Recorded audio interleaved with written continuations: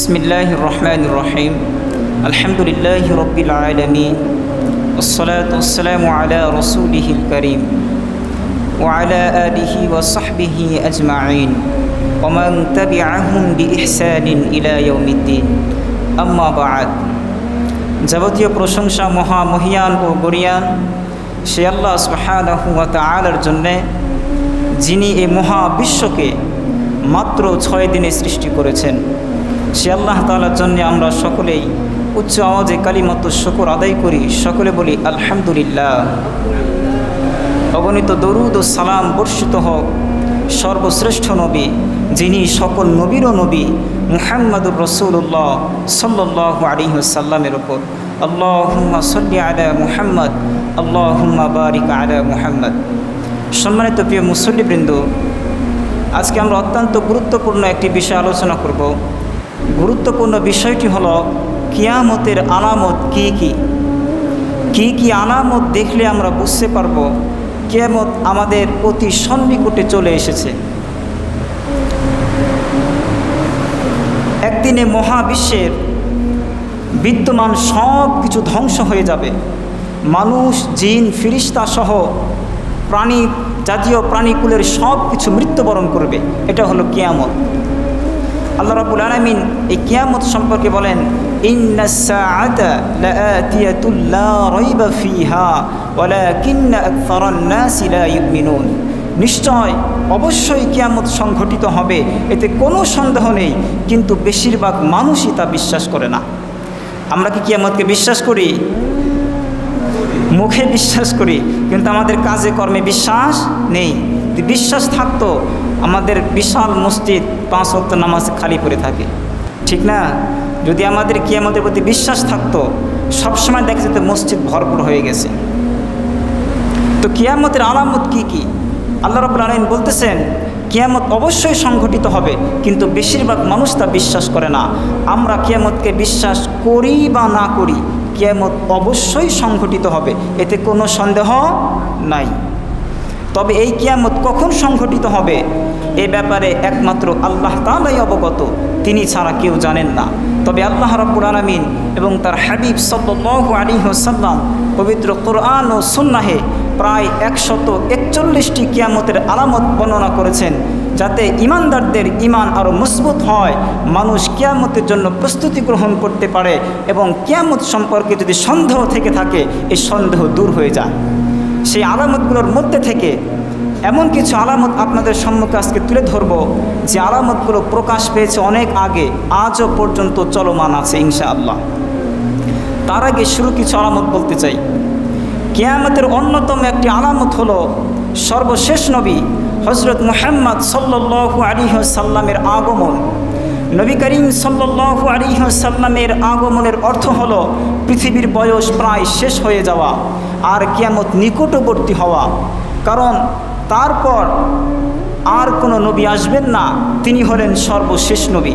এই জন্য নবী করিম সাল্লাল্লাহু আলাইহি ওয়াসাল্লাম কিয়ামতের কথা বলতে গিয়ে তর্জনী এবং মধ্যমা আঙ্গুলি দিয়ে ইশারা করে বলেছেন, বুইসতু আনা ওয়াস-সাআতু কাহাতাইন। আমাকে এবং কিয়ামতকে পাঠানো হয়েছে এই 2 আঙ্গুলের মতো। এই 2 আঙ্গুলের মাঝে যতটুকু দূরত্ব, নবী সাল্লাল্লাহু আলাইহি ওয়াসাল্লাম এবং কিয়ামতের মাঝেও ততটুকুই দূরত্ব। এই 2 আঙ্গুলের মাঝে কি অনেক দূরত্ব? 5-6 মাইল দূরত্ব তো হবেই নাকি? হ্যাঁ, খুব সামান্য দূরত্ব না?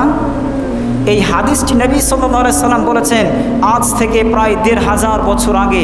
একটু চিন্তা করে দেখুন, এই হাদিসটি বলার 1500 বছর পর কিয়ামত আমাদের কতটা নিকটে চলে এসেছে। কিয়ামতের অন্যতম একটি আলামত হচ্ছে শেষ নবী হযরত মুহাম্মদ সাল্লাল্লাহু আলাইহি ওয়াসাল্লামের ইন্তেকাল হওয়া, মৃত্যুবরণ করা। হযরত আউফ ইবনে আশজাই রাদিয়াল্লাহু তাআলা আনহু বলেন, তাবুক যুদ্ধ চলাকালীন একদিন আমি নবী করিম সাল্লাল্লাহু আলাইহি সাল্লামের কাছে গেলাম। তখন তিনি তাঁবুর ভিতরে বসেছিলেন, আমি তাঁবুর বাহিরেই ফাঁকা জায়গাতে বসে পড়লাম। তিনি আমাকে দেখে ডাক দিলেন, আউফ, ভিতরে আসো। আমি ভিতরে প্রবেশ করলাম। নবী সাল্লাল্লাহু আলাইহি সাল্লাম তখন বললেন, আউফ, কিয়ামতের আলামত হিসেবে 6টি জিনিস আঙ্গুল দিয়ে গুনে রাখো, তন্মধ্যে একটি হলো আহাদুহুম মাউতি, আমার মৃত্যু। হিজরতের 11তম বর্ষে রবিউল আউয়াল মাসের 12 তারিখে রোজ সোমবার চাষতের সময় নবী সাল্লাল্লাহু আলাইহি সাল্লামের ইন্তেকালের মাধ্যমে এই আলামতটিও প্রকাশ পেয়েছে। কিয়ামতের অন্যতম একটি আলামত হচ্ছে চন্দ্র বিদারণ হওয়া। আমরা আকাশে যে চাঁদ দেখতে পাই, এই চাঁদটা কিন্তু 2 টুকরো। একদিন মক্কার কাফেররা নবী সাল্লাল্লাহু আলাইহি সাল্লামের কাছে আসলো, তার থেকে নবুয়তে প্রমাণ চাইল, মুহাম্মদ তুমি যদি সত্যিই নবী হয়ে থাকো আমাদের চোখের সামনে চাঁদকে 2 টুকরো করে দেখাও তো। এক টুকরো আবু কুবাইস পাহাড় বরাবর নিয়ে আসো, আরেক টুকরো কুয়ান পাহাড় বরাবর নিয়ে আসো। সেই রাতটি ছিল পূর্ণিমার রাত্রি, আর আমরা সকলে জানি পূর্ণিমার রাত্রে চাঁদ একদম উজ্জ্বল পরিষ্কার দেখা যায়, ঠিক না? নবী সাল্লাল্লাহু আলাইহি সাল্লাম তাদের দাবি মতো সর্বপ্রথম আল্লাহর নিকট দোয়া করলেন। আমার আল্লাহ হাবিব সাল্লাল্লাহু আলাইহি সাল্লামকে এতটাই ভালোবাসেন, সঙ্গে সঙ্গে তার দোয়া কবুল করলেন। সকলে বলুন সুবহানাল্লাহ। এরপর নবী সাল্লাল্লাহু আলাইহি সাল্লাম শাহাদত আঙ্গুলি দিয়ে ইশারা করে চাঁদকে 2 টুকরো করলেন। এক টুকরো গিয়ে আবু কুবাইস পাহাড় বরাবর পতিত হলো, আরেক টুকরো কুয়ান পাহাড় বরাবর পতিত হলো। নবী সাল্লাল্লাহু আলাইহি সাল্লাম উপস্থিত সকলকে উদ্দেশ্য করে বললেন, তোমরা সকলেই চাঁদ 2 টুকরো হওয়ার বিষয়টি ভালো করে দেখে নাও। সকলেই দেখলেন। এরপর নবী সাল্লাল্লাহু আলাইহি সাল্লাম আবার ইশারা করে চাঁদকে মিলিত করে দিলেন। এই বিষয়টি আল্লাহ রাব্বুল আলামিন পবিত্র কোরআনে এভাবে বলেছেন, ইকতারাবাতিস সাআতু ওয়ানশাক্কাল কামার, কিয়ামত নিকটবর্তী হয়েছে, চাঁদও 2 টুকরো হয়েছে। এবার আসুন বর্তমান সময়ের সাথে কিছু কিয়ামতের আলামত মিলিয়ে নিন।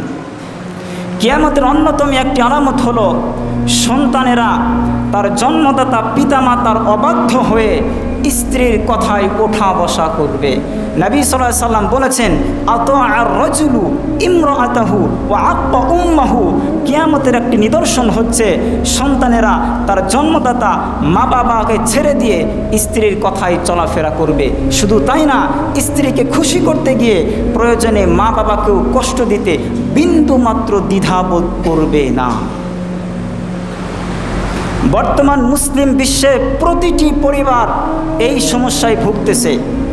বিবাহ করার পর মা বাবার পরামর্শের, মা বাবার মতামতের কোনো দামই দেয় না। স্ত্রী যেটা বলে ঘুরে ফিরে সেটাকেই তারা প্রাধান্য দেয়। কথা কি ভুল বলতেছি? অথচ আলকামা রাদিয়াল্লাহু তাআলা আনহু তিনি বলেছেন, যে ব্যক্তি মায়ের ওপর স্ত্রীকে প্রাধান্য দিবে তার ফরজ নফল কোনো ইবাদতই আল্লাহ কবুল করবেন না। হাদিস শুনুন, আলকামা রাদিয়াল্লাহু তাআলা আনহু ছিলেন একজন বড় মাপের সাহাবী। তিনি সবসময় তার স্ত্রীকে গুরুত্ব বেশি দিতেন, তার মাকে গুরুত্ব কম দিতেন। একদিন তার মায়ের সাথে তিনি স্ত্রীকে গুরুত্ব দিতে গিয়ে মাকে কয়েকটা কথা বলে কষ্ট দিয়েছিলেন।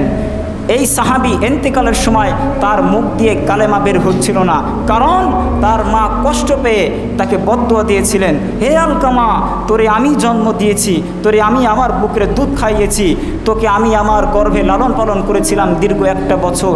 আজকে স্ত্রীকে পেয়ে তোর সেই মাকে ভুলে গেলি, তোর যেন মৌতের সময় কালেমা নসিব না হয়। 3 দিন পর্যন্ত তার পরিবারের লোকজন মুখ থেকে কালেমা বের করার জন্য তালকিন করেছে, কালেমা বের হয় নাই। নবীজিকে সংবাদ দিলেন। নবীজি আম্মার, বেলাল, সুহাইব রাদিয়াল্লাহু আনহুম 3 জন সাহাবীকে পাঠালেন, যাও কালেমা তালকিন দাও। আসলেন, সব কথা মুখ দিয়ে বের হয়, কালেমা বের হয় না। নবীজি বললেন, ব্যাপার কি? তার কি মা বাবা জীবিত আছে কেউ? একজন বলল, বাবা তো নেই, তো বৃদ্ধা মা আছে। মাকে ডাকা হলো। নবীজি বললেন, আলকামার মা, আমি তোমাকে প্রশ্ন করব, সত্য জবাব দিবে। যদি মিথ্যার আশ্রয় নাও আসমান থেকে ওহী আসবে। আলকামা কেমন মানুষ ছিলেন? মা বললেন, ভালো, 5 ওয়াক্ত নামাজ পড়তো, তাহাজ্জুদ পড়তো, দান সাদাকা করতো, হজ করেছে, ভালো। নবীজি বললেন, আলকামার ছেলে হিসেবে আপনার কাছে কেমন ছিল? মা মাথাটা নিচু করলেন। নবীজি বুঝতে পারলেন এখানেই কোনো গরমিল আছে। নবীজি বললেন, আপনি কি কোনো কারণে আপনার ছেলের প্রতি অসন্তুষ্ট? চোখ থেকে পানি ঝরাতে ঝরাতে সে বলল, হ্যাঁ, আমি অসন্তুষ্ট। নবীজি বললেন, কারণ? বলে আমার আলকামা সবসময় স্ত্রীকে গুরুত্ব দিত, আমাকে গুরুত্ব কম দিত। একদিন তার বইয়ের সঙ্গে আমার ঝগড়া লেগেছে, সেদিন আলকামা তার স্ত্রীর পক্ষ নিয়ে আমাকে কয়েকটা কথা শুনিয়েছিল। সেদিন আমি খুব কষ্ট পেয়েছিলাম, কষ্টে আমার মন থেকে এই কথাটা বের হয়ে গিয়েছিল, মৃত্যুর সময় আলকামার মুখ দিয়ে যেন কালেমা নসিব না হয়। নবীজি বলেন এই জন্যেই তো আলকামার মুখ দিয়ে কালেমা নসিব হচ্ছে না। সব ভাষা বের হয়, সব কথা বের হয়, কালেমা বের হয় না। বিশাল হাদিস, সংক্ষেপে বলতেছি। এরপর নবীজি তার মাকে বলিয়ে তাকে ক্ষমা করিয়ে দিলেন। এরপর তার মুখ থেকে কালেমা বের হলো। মুমূর্ষ অবস্থায় আলকামা রাদিয়াল্লাহু তাআলা আনহু বলেছিলেন, শোনো, সকলেই শুনে রাখো, যে ব্যক্তি মায়ের ওপর স্ত্রীকে গুরুত্ব দিবে, মৃত্যুর সময় তার কালেমা নসিব হবে না, তার ফরজ নফল কোনো ইবাদত কবুল হবে না। ওই দিনই আলকামা মৃত্যুবরণ করেন। নবী সাল্লাল্লাহু আলাইহি সাল্লাম তার কবরের পাশে এইভাবে দাঁড়িয়ে বলেছেন, শোনো হে আনসারবাসী, হে মুহাজিরবাসী, যে ব্যক্তি মায়ের ওপর স্ত্রীকে গুরুত্ব দিবে, আল্লাহ রাব্বুল আলামিনের তার ওপর অভিশাপ, সকল ফেরেশতার অভিশাপ, সকল মানুষের অভিশাপ। আল্লাহ রাব্বুল আলামিন তার পক্ষে কারো কোনো সুপারিশ কবুল করবে না যতক্ষণ না সেই সন্তান মায়ের কাছে ক্ষমা চাইবে, মায়ের সাথে সদ্ব্যবহার করে মাকে খুশি করবে। শুনে রাখো, রিদার রব্বি ফি রিদাল ওয়ালিদাইন ওয়া সাখাতুহু ফি সাখাতিহিমা। মা বাবার খুশিতেই আল্লাহ খুশি, মা বাবার অসন্তুষ্টেই আল্লাহ অসন্তুষ্ট। এই জন্যে আমাদের যাদের মা বাবা জীবিত আছে, স্ত্রীও আছে, সকলের কাছে অনুরোধ, মা বাবার হকও সঠিকভাবে আদায় করবেন, স্ত্রীর হকও আদায় করবেন। তবে কখনো স্ত্রীর সামনে মা বাবার কথাকে ফেলে দিবেন না। আল্লাহ আমাদের সবাইকে, মা বাবা স্ত্রী তিনজনের সঠিক হক আদায় করে তিনজনকে কন্ট্রোল করার শক্তি, সামর্থ্য এবং কৌশল দান করুন। সকলে বলে না আমিন। কিয়ামতের অন্যতম একটি নিদর্শন হচ্ছে সন্তানেরা তার জন্মদাতা মা বাবাকে দূরে ঠেলে দিবে আর বন্ধু আর পর মানুষকে কাছে টেনে আনবে। নবী সাল্লাল্লাহু আলাইহি সাল্লাম বলেছেন, আদেনা সাদিকাহু ওয়া আকসা আবাহু। কিয়ামতের অন্যতম নিদর্শন হচ্ছে সন্তানেরা তাদের মা বাবাকে দূরে ঠেলে দিবে আর বন্ধু বান্ধবকে কাছে টেনে আনবে। লক্ষ্য করে দেখবেন, বর্তমান বিশ্বে কিছু মানুষ আছে তার বৃদ্ধ বৃদ্ধা মা বাবাকে বৃদ্ধাশ্রমে রেখে আসে, অথবা নিজের বাড়িতে সবচেয়ে ছোট অপরিষ্কার ঘরে থাকতে দেয়। মা বাবার কাছে একটু বসে না, একটু সময় দেয় না, একটু ভালো করে কথাবার্তাও বলে না, ভালো যত্নাদি নেয় না। অথচ বন্ধু বান্ধব, শ্বশুর বাড়ি, পর মানুষকে ধর্ম মা ধর্ম বাবা বানিয়ে তাদের খাতির যত্ন ঠিকই করে। আছে না নাই? শুনুন, নবী সাল্লাল্লাহু আলাইহি সাল্লাম বলেছেন, আল জান্নাতু তাহতা আকদামিল উম্মাহাতি। জান্নাত তোমার বন্ধুর পায়ের নিচে না, জান্নাত তোমার শ্বশুর বাড়ির আত্মীয়র পায়ের নিচে না, জান্নাত তোমার ধর্ম মা বাবার পায়ের নিচে না, জান্নাত তোমার মায়ের পায়ের নিচে। শুনে রাখো, জান্নাত তোমার মায়ের পায়ের নিচে, আর ওই জান্নাতের দরজা হলো তোমার বাবা। সুতরাং যে ব্যক্তি মা বাবার সাথে অসৎ আচরণ করবে, মা বাবার সেবা যত্ন করবে না, সে জান্নাতও হারালো, জান্নাতের দরজাও চিরদিনের জন্য নিজের উপর হারাম করে নিল। এই জন্য সকলের কাছে অনুরোধ, যদি আমরা জান্নাত চাই, আমাদের কাদের খেদমত করতে হবে? পিতা মাতার। কাদের খেদমত করতে হবে? পিতা মাতার। সূরা লোকমান খুলে দেখবেন, আল্লাহ বলেছেন, ওয়াকাদা রাব্বুকা আল্লা তা'বুদু ইল্লা ইয়্যা। তোমার রব তোমাকে আদেশ দিয়েছেন তোমরা একমাত্র তার ইবাদত করবে, ওয়াবিল ওয়ালিদাইনি ইহসানা। তারপরেই পিতা মাতার সঙ্গে ভালো ব্যবহার করবে। আগে আল্লাহর ইবাদত, তারপরেই পিতা মাতার আনুগত্য। চিন্তা করেছেন, লক্ষ্য করেছেন? আল্লাহ কিন্তু বলে নাই আল্লাহর ইবাদতের পরে অন্য কারো ইবাদত। এই জন্যে যদি আল্লাহকে পেতে চাই, প্রথমে আমাদের পিতা মাতাকে পেতে হবে। আল্লাহ আমাদের সবাইকে পিতা মাতার খেদমত করে পিতা মাতার মন অর্জন করার তৌফিক দান করুন। কিয়ামতের অন্যতম একটি নিদর্শন হচ্ছে সুদের প্রসারতা বৃদ্ধি পাওয়া। নবী করিম সাল্লাল্লাহু আলাইহি সাল্লাম বলেছেন, ইন্না মিন আশরাতিস সাআতি আইয়াযহারার রিবা। কিয়ামতের পূর্বে সুদের প্রসারতা বৃদ্ধি পাবে। শুধু বৃদ্ধিই পাবে না, কিয়ামতের পূর্বে সমাজের বেশিরভাগ মানুষ সুদের সাথে জড়িত হয়ে যাবে। হয় ব্যক্তি সুদ খাবে, অথবা সুদ দিবে, অথবা সুদী লেনদেনের সাক্ষী থাকবে, অথবা সুদের বিষয়বস্তু লিখে দিবে। আর আমাদের নবী করিম সাল্লাল্লাহু আলাইহি সাল্লাম এই 4 ব্যক্তিকেই সমানভাবে অভিশাপ দিয়েছেন। তিনি বলেছেন, হে আল্লাহ, আমি আপনার নবী মুহাম্মদ সাল্লাল্লাহু আলাইহি ওয়াসাল্লাম 4 জিনিস মানুষকে অভিশাপ দিচ্ছি। 1, আকিলার রিবা, যে সুদ খায়। 2, মুকিলাহু, যে সুদ দেয়। 3, শাহিদাহু, যে সুদি লেনদেনে সাক্ষী থাকে। 4, কাতিবাহু, যে সুদের বিষয়বস্তু লিখে দেয়। এই হাদিসের আওতায় বর্তমান পুরো ব্যাংকিং সিস্টেম সুদের আওতায় অন্তর্ভুক্ত। রাগ করবেন না ভাই, আমি বোঝানোর জন্য বলতেছি। ব্যাংকে টাকা রেখে ইন্টারেস্ট নেওয়া, ব্যাংকে চাকরি করা, ব্যাংক থেকে লোন নেওয়া, রাগ করেন না, বোঝানোর জন্য বলতেছি, সব কিছুই সুদের অন্তর্ভুক্ত। হয়তো কেউ আমরা টাকা দিয়ে সাহায্য করতেছি, কেউ দিয়ে সাহায্য করতেছে, আর পশ্চিমারা খেয়ে সাহায্য পাচ্ছে।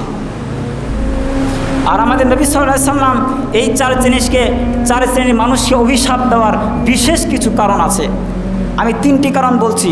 1 নাম্বার কারণ, সুদের উপর টাকা নেওয়ার কারণে সময় মতো পরিশোধ করতে না পারায় অনেক সময় রাত্রি যাপনের জন্যে মানুষ তার নিজের স্ত্রী এবং কন্যাকেও সুদখোরের হাতে তুলে দিতে বাধ্য থাকে। আমি ভুল বলতেছি নাকি? 2 নাম্বার কারণ, সুদের কারণে সমাজের গরিবরা আস্তে আস্তে নিচে নামতে থাকে, আরও গরিব হতে থাকে, আর যারা ধনী তারা আরও ধনী হতে থাকে। এজন্য আপনার লক্ষ্য করে দেখতে পারবেন, বিশ্বের একটা অংশ দিন দিন আঙ্গুল ফুলে কলা গাছ হচ্ছে। তারা হলো পশ্চিমা বিশ্ব, আমেরিকা, যুক্তরাজ্য, ফ্রান্স, জার্মানি।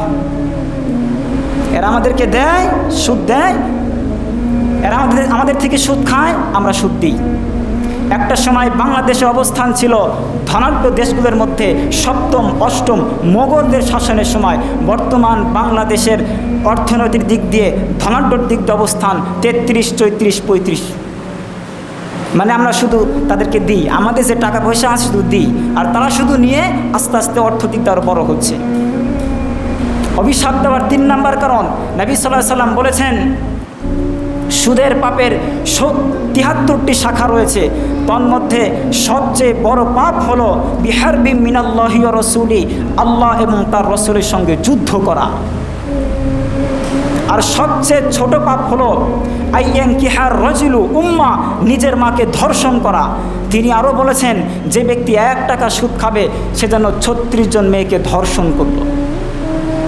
একটাবার চিন্তা করুন, সুদ কতটা নিকৃষ্ট, কতটা জঘন্য। আল্লাহর দৃষ্টিতে, আল্লাহর আইনে এর অপরাধ, সুদের অপরাধ আল্লাহ এবং তার রসুলের সঙ্গে যুদ্ধ করার অপরাধের সমতুল্য। সুদের অপরাধ নিজের মাকে ধর্ষণ করার অপরাধের সমতুল্য, যা আমাদের মাথায়ও আসে না। নিজের মায়ের সাথে যৌন চাহিদা মেটানো 1 টাকা সুদ খাওয়ার অপরাধ 36 জন মেয়েকে ধর্ষণ করার অপরাধের সমতুল্য। এই অপরাধ আল্লাহর দৃষ্টিতে, আল্লাহর আইনে। কিয়ামতের পূর্বে সুদ বেড়ে যাবে, ঘরে ঘরে বেড়ে যাবে। নবী সাল্লাল্লাহু আলাইহি সাল্লামের এই ভবিষ্যৎবাণী আজকে বাস্তবে পরিণত হয়েছে। অসংখ্য মানুষ, অসংখ্য মুসলমান আল্লাহ এবং তার রাসূলের আদেশ অমান্য করে সুদের ব্যবসায় লিপ্ত হয়েছে। বিশ্বের এমন কোনো মুসলিম দেশ নেই যে দেশে সুদের ব্যাংক নেই, যে দেশে সুদের ব্যবসা নেই। প্রতিটি দেশ, প্রতিটি জেলা, প্রতিটি থানা, প্রতিটি ইউনিয়ন, প্রতিটি সমাজ, প্রতিটি পরিবার, ইচ্ছাই হোক বা অনিচ্ছায় সুদের সাথে আমরা জড়িত, ইল্লা মাশা আল্লাহ, অল্প কিছু মানুষ ছাড়া। বিশ্বাস করেন, সুদ হলো হারাম। নবী সাল্লাল্লাহু আলাইহি সাল্লাম বলেছেন, যদি আপনার ইনকামের ভিতরে 1 টাকা সুদ থাকে, নামাজ, রোজা, দান, সাদাকা যতক্ষণ পর্যন্ত ওই 1 টাকা পরিত্যাগ না করবেন, আপনার নামাজ, রোজা, দান, সাদাকা কিচ্ছু কবুল হবে না। নবী সাল্লাল্লাহু আলাইহি সাল্লাম বলেছেন, যে দেহের গোশত হারাম পয়সা দ্বারা গঠিত, ওই দেহ জান্নাতে প্রবেশ করবে না, ওই দেহের জন্য জাহান্নামই উত্তম স্থান। 3 ব্যক্তির দোয়া কবুল হয়, কখনো আল্লাহ ফিরিয়ে দেন না। 1, মা বাবার দোয়া সন্তানের জন্যে। 2, মাজলুমের বদদোয়া জালেমের বিরুদ্ধে। 3, মুসাফিরের দোয়া। একজন মুসাফির রাস্তায় দোয়া করতেছিলেন, আল্লাহ আমার অমুক প্রয়োজনটা মিটিয়ে দিয়েন, অমুক প্রয়োজনটা পূরণ করে দিয়েন। নাবি দেখে বললেন, আমাদের নবী সাল্লাল্লাহু আলাইহি সাল্লাম দেখে বললেন, আল্লাহ মুসাফিরের দোয়া ফিরিয়ে দেন না, সবসময় কবুল করেন। কিন্তু এই মুসাফিরের দোয়া কিভাবে কবুল হবে? যার খাবারটা হারাম টাকার, যার পানিটা হারাম টাকার, যার পোশাকটা হারাম টাকার, যার দেহের গোশতগুলো হারাম টাকা দিয়ে গঠিত হয়েছে। এই জন্য আসুন, যদি আমরা কেউ সুদের সাথে জড়িত থাকি, কষ্ট দেওয়ার জন্য বলছি না, বোঝানোর জন্য বলছি, সতর্ক করার জন্য বলছি, আমরা সুদ ছেড়ে দিই।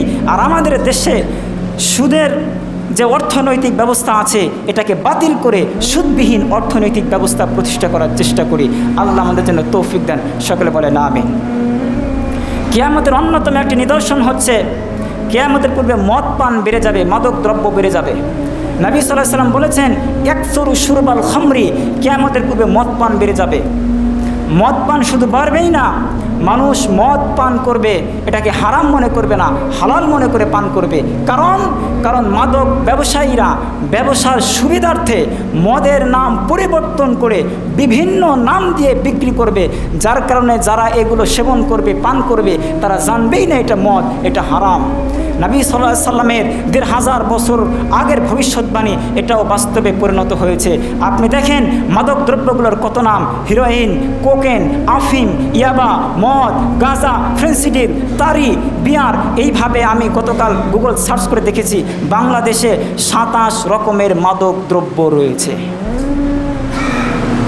আর বর্তমান যুবকদের প্রধান সমস্যা হলো মাদক দ্রব্য।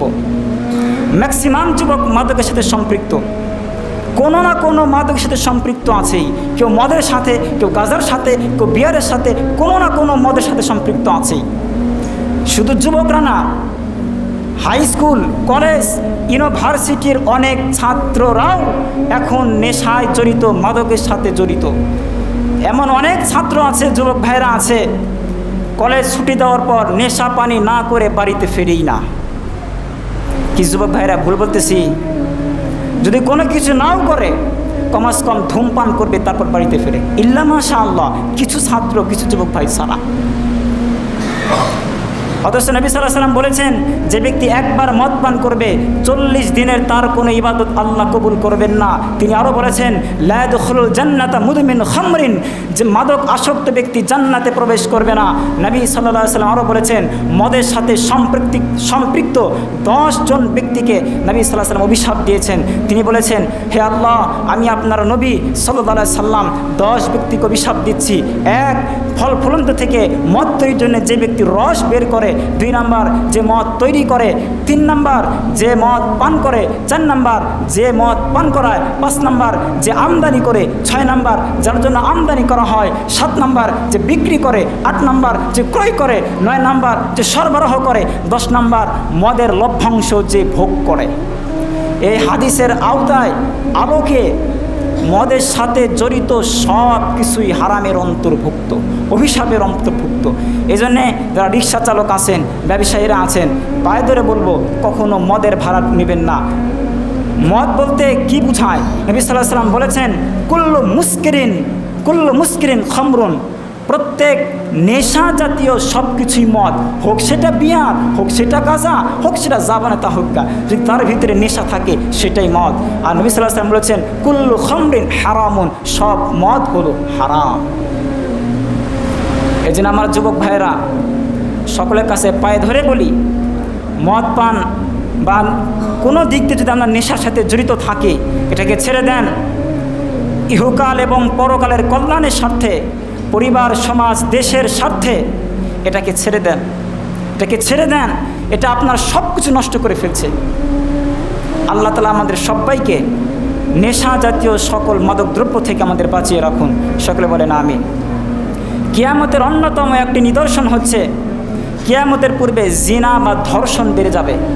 নবী সাল্লাল্লাহু আলাইহি সাল্লাম বলেছেন, ইয়াকসুরু জিনা, কিয়ামতের পূর্বে ধর্ষণ বেড়ে যাবে। এখন ধর্ষণের সংখ্যা কম না বেশি? সবাই তাকে আছেন, শুধু একটু কথা বলেন। ধর্ষণের সংখ্যা কম না বেশি? কত বেশি? বাংলাদেশে 2018 সাল থেকে 2024 সাল পর্যন্ত 40,882 জন নারী ধর্ষণের শিকার হয়েছে। এই সংখ্যা তো ওই ধর্ষিতা নারীদের সংখ্যা যারা সাহস করে মামলা করেছে। এগুলো ছাড়াও প্রতিনিয়ত অসংখ্য নারী, অসংখ্য মা বোনেরা রাষ্ট্রের ক্ষমতাশালী লোকেদের কাছে, সমাজের বৃত্তবান লোকেদের কাছে ধর্ষণের শিকার হচ্ছে, কিন্তু জান আর ইজ্জতের ভয়ে না পারছে মামলা করতে, না পারছে কারো কাছে প্রকাশ করতে। এগুলো ছাড়াও বর্তমান যুবক যুবতী, ছাত্র ভাই আমার, ছাত্রী বোনেরা গার্লফ্রেন্ড বয়ফ্রেন্ডের নামে বিভিন্ন পার্ক এবং হোটেলে ইচ্ছা করে স্বেচ্ছায় যে প্রতিদিন জেনায় লিপ্ত হচ্ছে, এগুলোর তো কোনো হিসাবই নেই। এগুলো ছাড়াও প্রতিদিন হাজার হাজার মানুষ অল্প কিছু টাকার বিনিময়ে বিভিন্ন পতিতালয়, বিভিন্ন হোটেলে যে ধর্ষণ করছে, জেনা করছে, এগুলোর কোনো হিসাবই নাই। এগুলো ছাড়াও পত্রপত্রিকা খুললে দেখা যায় মা বাবাকে বেঁধে রেখে তাদের চোখের সামনে মেয়েকে ধর্ষণ করা হয়েছে।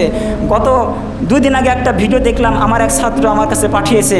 এই ভিডিওটা দেওয়ার জন্যে, মানুষটি কিছু কথা বলার জন্যে, চাঁদার জন্যে, চাঁদা না দেওয়ায় স্বামীকে উলঙ্গ করে বেঁধে রেখে স্বামীর সামনে, চোখের সামনে মেয়ে তার স্ত্রীকে ধর্ষণ করা হয়েছে। রাস্তায় নারীদেরকে গণধর্ষণ করা হচ্ছে, বাসে ধর্ষণ করা হচ্ছে। স্কুল কলেজ থেকে ছাত্রীরা বাড়ি ফেরার সময় নেশাগারা, যারা নেশা করে, এই দলেরা তাদেরকে ছিনতাই করে, তাদেরকে কিডন্যাপ করে, ধর্ষণ করে, হত্যা করে রাস্তার কাবারে ফেলে দিয়ে যাচ্ছে। এইভাবে প্রতিদিন ধর্ষণের সংখ্যা বৃদ্ধি পাচ্ছে। আমাদের মা বোনেরা, আমাদের মেয়েরা নিরাপদ না, আমাদের থেকে তারা নিরাপদ না। আমরা হায়না হয়ে গেছি, হায়না। যারা ধর্ষণ করে ওরা তো মানুষ না। যদি মানুষ হতো, ওদের কি মা বোন নাই? কিভাবে এই কাজগুলো করতে পারে? আর আমাদের দেশে আইন ব্যবস্থা যেহেতু কোরআন নেই, এই জন্য এই সমস্ত লম্পট চরিত্রের মানুষেরা বারবার অপরাধ করার পরেও তারা ছাড় পেয়ে যাচ্ছে। কোরআনের আইন ছিল, যদি ধর্ষণ করে বিবাহিত নারী পুরুষ হলে তাদের কোমর পর্যন্ত তাদেরকে পুঁতে পাথর নিক্ষেপ করে হত্যা করা, অবিবাহিত হলে 100টি চাবুক মেরে তাদেরকে দেশ থেকে নির্বাসন দেওয়া। এই আইন যেহেতু চালু নেই, এই আইন যেহেতু আইন ব্যবস্থায় নেই, এই জন্য তারা বারবার অপরাধ করার পরেও তারা সুযোগ পেয়ে যাচ্ছে, ছাড় পেয়ে যাচ্ছে। কোরআনের আইন কতটা প্রয়োজনীয়, গুরুত্ব এটা বুঝবেন তখন যখন আপনার আদরের কন্যা ধর্ষণের শিকার হবে, যখন আপনার প্রিয় ছোট বড় বোন ধর্ষণের শিকার হবে, যখন আপনার সুন্দরী স্ত্রী ধর্ষণের শিকার হবে। হে যুবক ভাই, যখন আপনার মা, আপনার জননী যখন ধর্ষণের শিকার হবে, তখন বুঝবেন কোরআনের আইন কতটা জরুরি, কতটা প্রয়োজন। আইন ব্যবস্থায় কোরআনের আইন না থাকায় দোষ আমাদের সবার, আমরা সকলের জন্য দায়ী আইন ব্যবস্থায় কোরআন না থাকার জন্য। এই জন্যে আমরা দোয়া করি, ক্ষমতায় যে দলই যাক, তারা যেন আইন ব্যবস্থা, শিক্ষা ব্যবস্থা, অর্থনৈতিক ব্যবস্থা, রাজনৈতিক ব্যবস্থা সব কিছু যেন তারা কোরআন অনুযায়ী পরিচালনা করেন। আমরা সকলে একটু জোরে বলি আমিন। কিয়ামতের অন্যতম একটি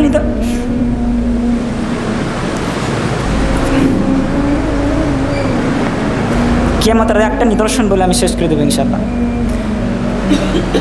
কিয়ামতের অন্যতম একটি নিদর্শন হচ্ছে, কিয়ামতের পূর্বে নগ্ন দেহের অধিকারী, নগ্ন পোশাক পরিহিত মহিলাদের আত্মপ্রকাশ। নবী সাল্লাল্লাহু আলাইহি ওয়াসাল্লাম বলেছেন, কিয়ামতের পূর্বে নারীদের এমন পোশাক বের হবে, পোশাক পরার পরেও তাদেরকে উলঙ্গ মনে হবে।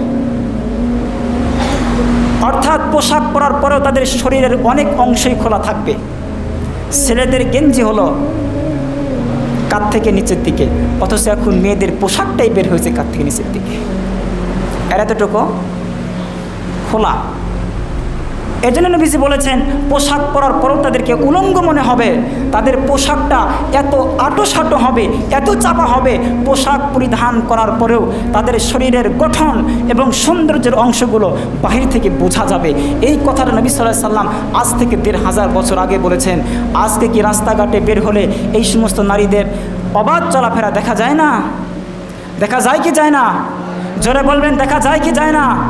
এজন্য কারা দায়ী? আপনারা দায়ী, আপনারা সবাই দায়ী, আমি দায়ী, আমার আব্বা দায়ী, আমার দাদা দায়ী। আপনাদের জামু এলাকায় কি চীন থেকে মেয়েরা এসে হাঁটে? মালয়েশিয়া থেকে মেয়েরা এসে হাঁটে? এরা কে? আপনার মেয়ে, আপনার আদরের ছোট বোন, আপনার বড় বোন, আপনার ভাইয়ের ছেলে, আপনার বোনের ছেলে, এরাই তো জামু হাঁটে। আমার বোন, আমার ভাগিনায়, আমার ভাতিজি, এরাই তো আমাদের গ্রামে হাঁটে। তাহলে এদেরকে উলঙ্গ হয়ে রাস্তায় যারা ছাড়লো তারা কারা? সবাই প্রস্তুত থাকেন, আল্লাহর কাছে জবাব দিতে প্রস্তুত থাকেন। আপনার মেয়ে আল্লাহর কাছে জবাব দিবে, আমি বেপর্দা হতাম না, আমার বড় ভাই, আমার বাবা, আমার অভিভাবকটা আমাকে বেপর্দা বানিয়েছে। আজকে জাহান্নামে দিবেন, তাদেরকে আনেন, নাজআলহুমা তাহতা আকদামিনা লিয়াকুনা মিনাল আসফালিন।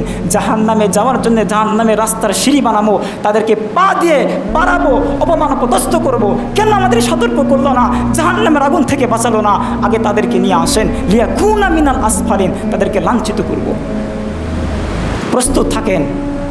এজন্য আসুন, এখনও সময় আছে, আমরা আমাদের মেয়েদেরকে, বোনেদেরকে আমরা ইসলামের আওতায় নিয়ে এসি। বাহিরে যদি বের হয়, আমরা বলি, বোন বাহিরে যখন বের হইবা শরীরটা ঢেকে বের হইও। আদরের মা, আমার কলেজের টুকরা কন্যা, যখন ঘর থেকে বের হবা নিজেকে ঢেকে বের হইও। তোমরা সম্মানিত, সবচেয়ে সম্মানের জিনিস সোনা রূপা, এগুলো আমরা অনেক পিছিয়ে যত্ন সহকারে সিন্ধুকের নিচের তলায় রাখি। তোমরা ইসলামের সৌন্দর্য, তোমরা ইসলামের সম্মানিত ব্যক্তি, এই জন্য আল্লাহ তোমাদেরকে ঢেকিয়ে রেখেছেন, ঢাকিয়ে রাখার ব্যবস্থা করেছে।